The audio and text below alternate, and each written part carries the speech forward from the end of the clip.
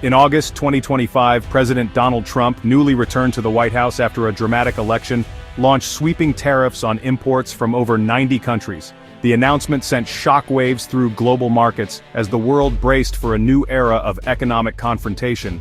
Trump vowed to revive American manufacturing, promising that these tariffs would bring jobs back to U.S. soil and protect American workers from what he called unfair foreign competition. Factories across the country buzzed with anticipation, while some worried about rising costs. On August 7th, his administration hiked tariffs on Canadian goods to 35%, citing national security and public health, specifically Canada's alleged failure to curb fentanyl smuggling into the United States. The move was unprecedented, targeting America's closest trading partner. The decision shocked both political and business leaders on both sides of the border, evoking memories of Trump's first-term trade battles. Boardrooms and parliaments erupted in urgent debate as news anchors scrambled to interpret the sudden escalation. Suddenly, Canada was cast as a security risk, not a partner, justifying harsh economic penalties.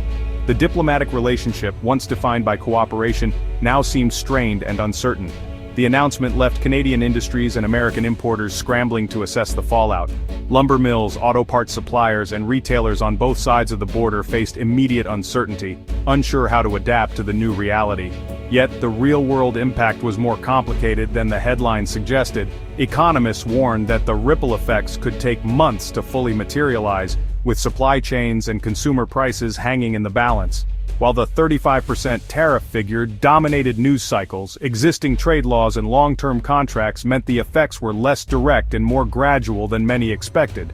Some goods were exempt, while others faced delays and legal challenges.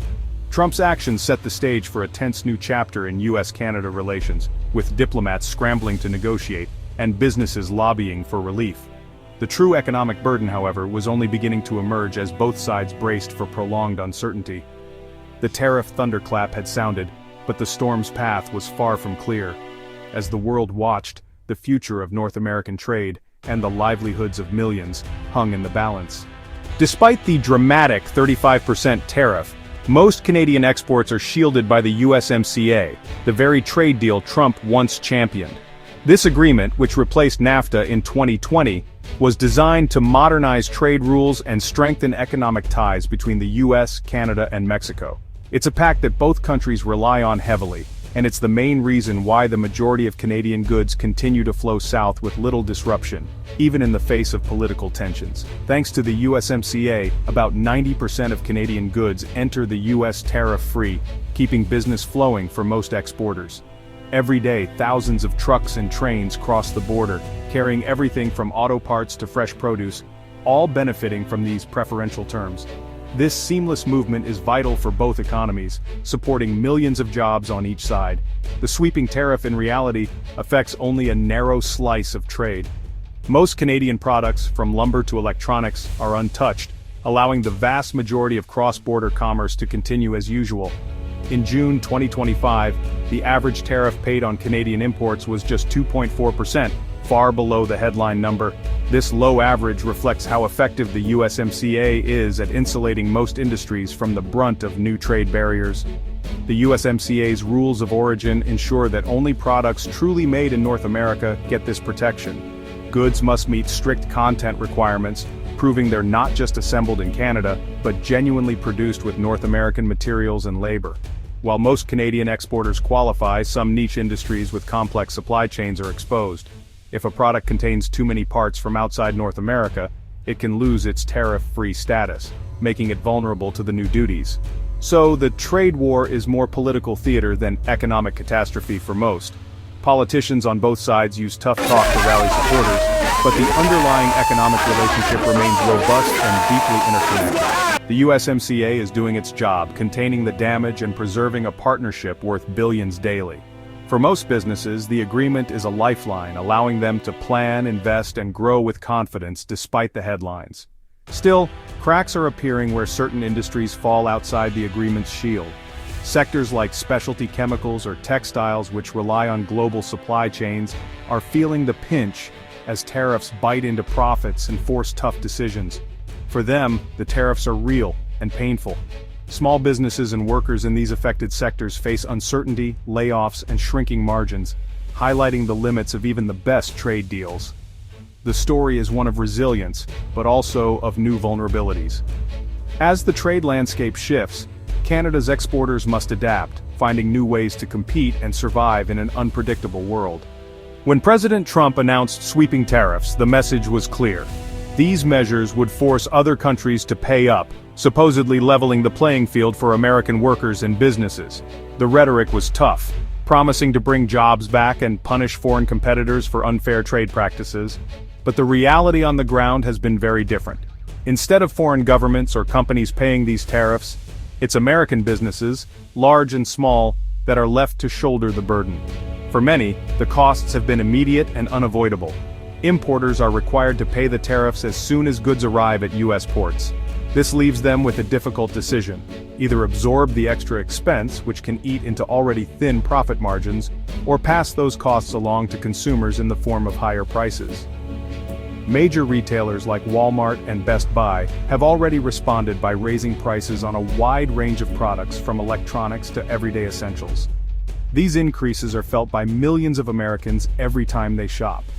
Even basic household staples like milk, bread, and other groceries have become noticeably more expensive, squeezing family budgets and making it harder for people to make ends meet. Iconic American manufacturers such as Stanley Black & Decker and Berkshire Hathaway have reported hundreds of millions of dollars in losses directly linked to these tariffs, forcing them to rethink investments and, in some cases, cut jobs. Even tech giants like Apple have not been immune, with the company reporting significant financial hits and warning that continued tariffs could impact innovation and future product prices. The auto industry, which was supposed to be protected by these policies, has instead faced billions in extra costs. As a result, American-made cars are now less competitive both at home and abroad, threatening jobs in a sector that employs millions. In effect, these tariffs function as a hidden tax on U.S. businesses and families, driving up costs across nearly every sector of the economy and leaving many Americans struggling to keep up. The promise of protection has, for many, turned into a heavy burden. Instead of relief, families and small businesses are facing higher bills and fewer opportunities. The economic pain is real, and it's American consumers who are paying the price every time they shop, fill up their gas tank, or try to balance their household budgets. Canada's new Prime Minister, Mark Carney, has taken a different tack, eschewing retaliation for calm, strategic diplomacy. Instead of tit-for-tat tariffs, Carney's government is engaging U.S. lawmakers and business leaders, highlighting how tariffs hurt American jobs and families. The goal: build U.S. support for a return to reason, not escalation. Behind the scenes, Canada is working to de-escalate tensions and find common ground. At the same time, it's strengthening ties with Mexico and other partners to reduce reliance on the U.S. This dual strategy, quiet diplomacy and diversification, marks a new era in Canadian trade policy. It's a calculated, confident response to an unpredictable neighbor. The economic fallout from Trump's tariffs is now clearly visible in the latest data, painting a stark picture of the current situation. Job growth is slowing down, prompting political turmoil and growing concerns about interference in economic reporting and transparency. Core inflation is rising steadily as companies pass higher costs to consumers, further eroding the purchasing power of American families. Orders for big-ticket goods are dropping, signaling deepening business uncertainty and hesitation to invest. The U.S. tourism industry, especially in border states, is suffering as Canadians increasingly choose to stay away. These ripple effects are creating a tough environment for policymakers, with the threat of stagflation now looming larger than before. The tariffs, meant to boost American industry, have instead injected instability and growing uncertainty into the U.S. economy. While most trade is protected, the tariffs hit hard in a few key sectors. Canadian steel and aluminum face punishing tariffs, disrupting North American supply chains and raising costs for U.S. manufacturers. The energy sector is also hit, with a 10% tariff on Canadian petroleum driving up costs for U.S. refineries and consumers. Lumber tariffs mean higher prices for American home builders and families. The auto industry, already under pressure, faces billions in extra costs from metal tariffs, threatening jobs and competitiveness. In tech, Trump's threat of a 100% tariff on foreign semiconductors has spurred massive U.S. investment, but also sown uncertainty. Even with some exemptions, the threat alone is destabilizing. These targeted tariffs expose the vulnerabilities of deeply integrated supply chains. For these industries, the pain is acute and the future uncertain. The current trade fight may be just the beginning. In July 2026, the USMCA faces its first mandatory review, giving any country a veto over its future. The Trump administration is expected to use this as leverage, pushing for even tougher terms, especially for the auto industry.